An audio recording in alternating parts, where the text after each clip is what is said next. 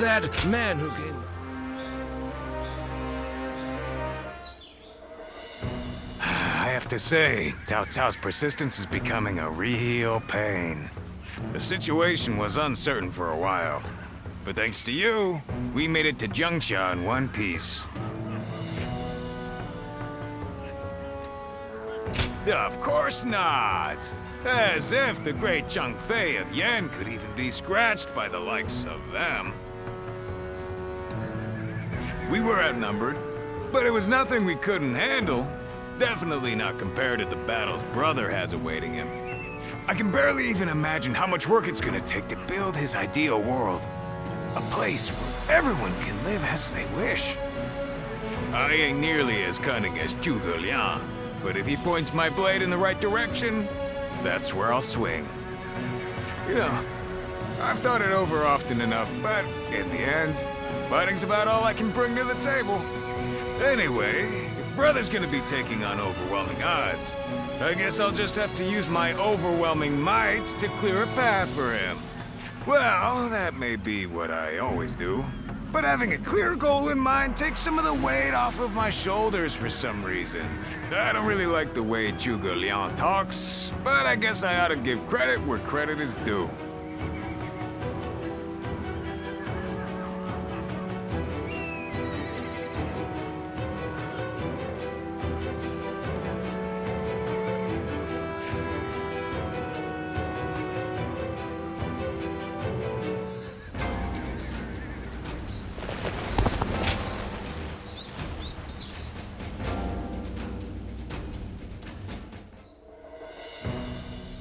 You did an impressive job protecting my brother in such dire circumstances. Allow me to express my thanks once again. You have done far more than that. We could hardly have made it this far without you on our side. Lord Liu Bei, the ruler of Changsha, and an acquaintance of Lord Zhuge Liang, has promised to lend us his aid. But as I'm sure you know, Cao Cao's forces will neither bend nor break so easily. The many talented officers under his banner will no doubt demonstrate their might and their cunning on the battlefield. To call them the strongest army in the realm would be no exaggeration. Our brother faces no greater threat than this. However, we have no choice but to overcome them. Brother now has an ambition to fulfill and people to protect. All that remains is to make his dream a reality.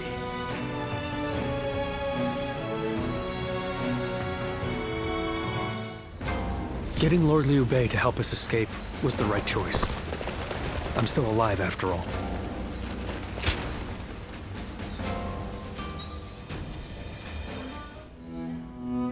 It pains me to admit it, but I was in over my head. My desire to lead the people to freedom led to some losing their lives. Even so, I just had to try. The people of Jing wanted me to lead them. Needed me to. If I had left them behind, I could never again have spoken of my ideal for a world in which all can live as they wish. Yes, I suppose that's true. I must think of it that way. Our troubles have yet to pass.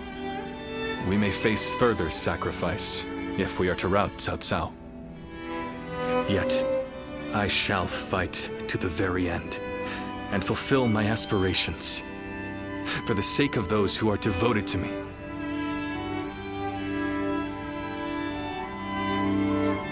I suppose that sounds like something Lord Cao Cao would say. Perhaps it is only now that I bear the weight of these lives on my shoulders that I am able to stand shoulder to shoulder with such a giant. At any rate, let us wait for Zhuge Liang. I trust that his return shall herald an alliance with Wu.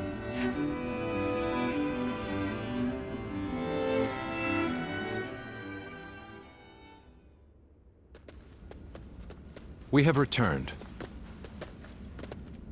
Oh, greetings, my friends. How went negotiations?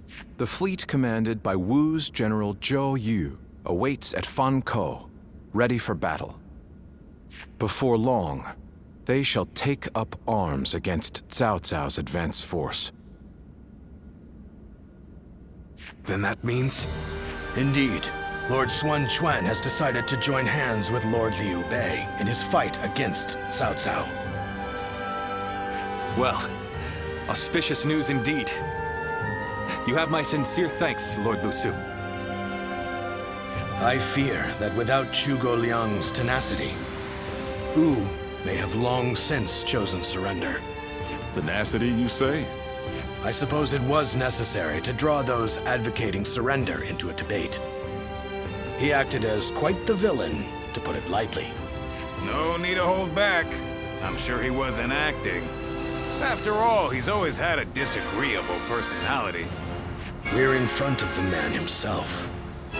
Allow me to keep my opinions to myself.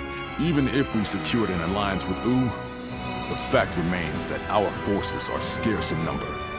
That Lord Sun Quan decided to fight with us means he must have seen some chance of winning. And what is this path to victory that you have envisaged? To compensate for our numerical disadvantage, we will intercept the enemy on the river. After discussions with Lord Zhou Yu, we decided the battle would take place at Chibi in Jing. There, we will rendezvous with Wu's navy. So, we're taking the fight to the water. Perhaps that may offer some chance of winning. Most of Cao Cao's men were raised north of the Central Plains.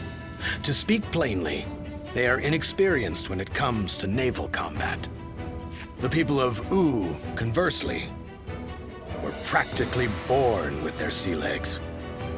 No doubt this will offer a huge advantage in the fighting ahead. Still, this is Cao Cao we're facing. Surely he will attack with enough numbers to cancel out that advantage. Yet, on the water, such caution will only work against him. That massive fleet, tired from the long journey, will be disorganized. Fatigue will lower morale, and the Yangtze will hamper their maneuvers. The enemy won't be able to deploy quickly, which will effectively immobilize them. And when that happens, we shall set them ablaze. Thus shall Cao Cao's forces lose any hope of fleeing and sink into the Yangtze. Amazing. Do you truly think we could pull off such a feat? This is no time for conjecture, my lord. We simply must. Our lives depend on it. Lord Lu Su. Yes. Yes. It is as you say. All the more reason for us to hurry to the rendezvous. To Chibi, with all speed.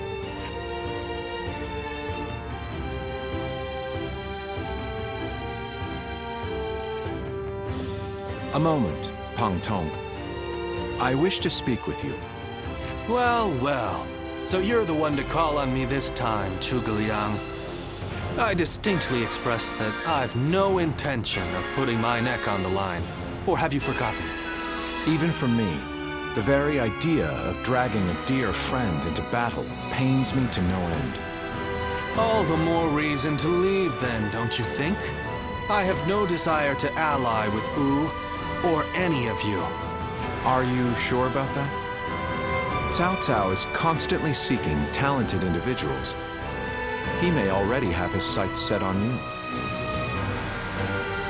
If Jing falls into his grasp, your days of peace are over. You'd be forced into a life of vagabonding or supplication to Cao Cao. Is that a threat? Sorry, but that won't work on me. The capture of Jing is well within my calculations. I see. Then you leave me no choice. I didn't want to have to use this last resort, but here we are. Last resort? Well, I'll be damned. So they've got you doing their dirty work for them, have they? You're close with him, are you not? Perhaps you could put in a good word for us?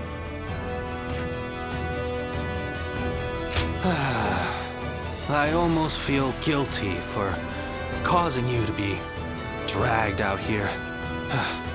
Oh, if it were anyone but you. I don't think I could ever bring myself to refuse if it meant damaging your reputation.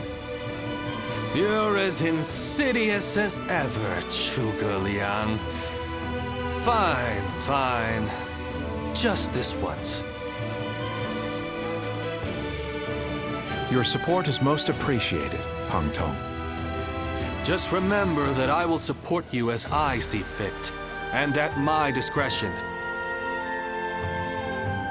Still, I don't mean to cause you any trouble. Don't you worry about that.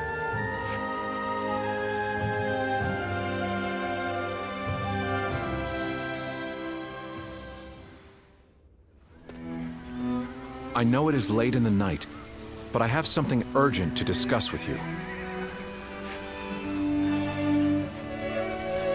Yes, there is a task that I wish to entrust to you.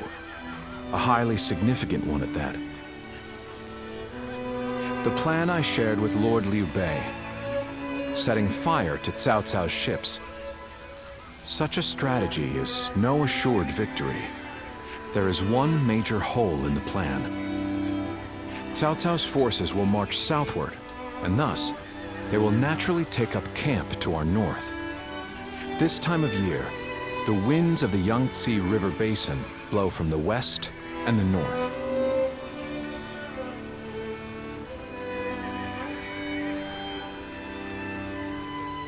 But if we simply set Cao Cao's ships ablaze, the northern wind will scatter the flames, preventing them from spreading to the entire fleet.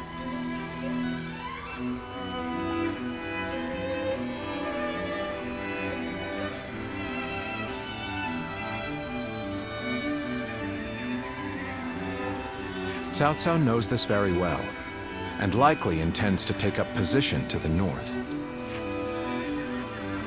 Oh no, the plan shall surely succeed, as long as we have your power. The power to read the wind.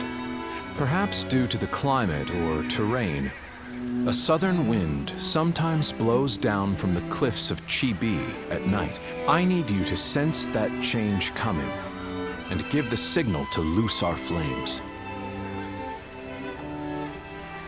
You have my thanks. In order for our fire attack to succeed, we must exploit all means at our disposal. This is a vital task I could entrust to no other. Perhaps I shouldn't say this, but we're counting on that power of yours. Victory or defeat is in your hands.